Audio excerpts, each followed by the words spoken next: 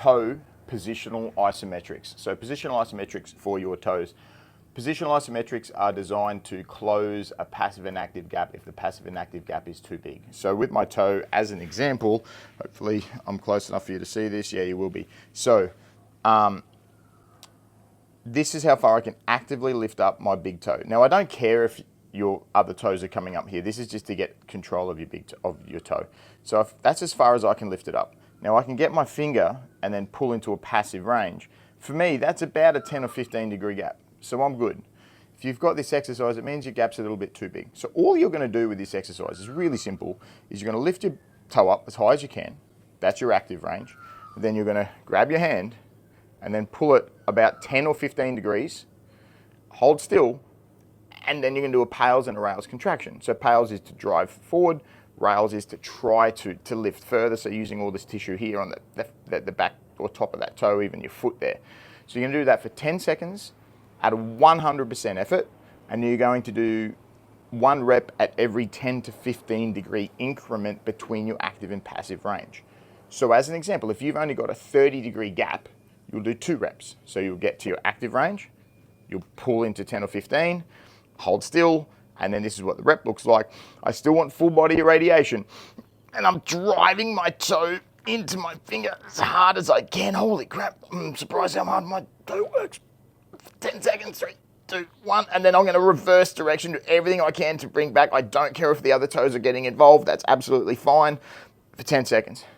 Once you've done that, rest, and then pull it back another 10 to 15 degrees. And then do another set, or another rep. So, as an example, if you've got a 30 degree gap, you'll do 2 reps. You'll get to your active range, pull 10 or 15, do your rep, rest, stretch to another 10 or 15, which will be the end of your range, and go again.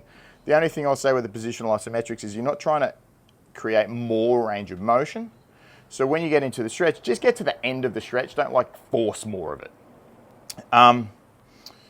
If you've got a 60 degree gap, then you'll be doing 4 reps.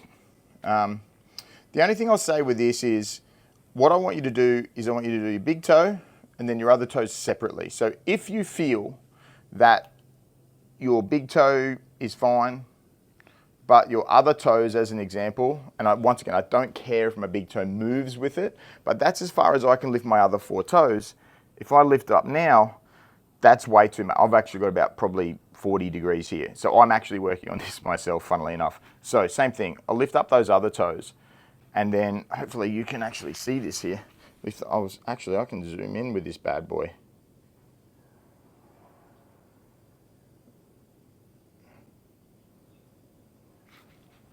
Move back.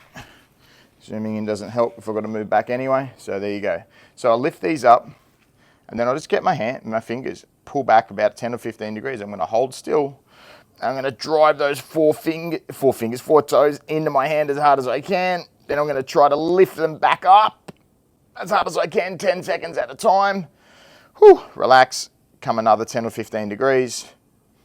When I'm ready to go again, go again.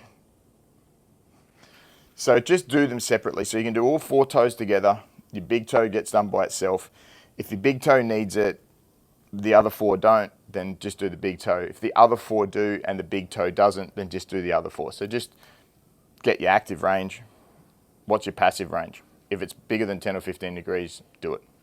And you can finish with your positional isometrics once you have got a gap of 10 or 15 degrees between your active and passive range.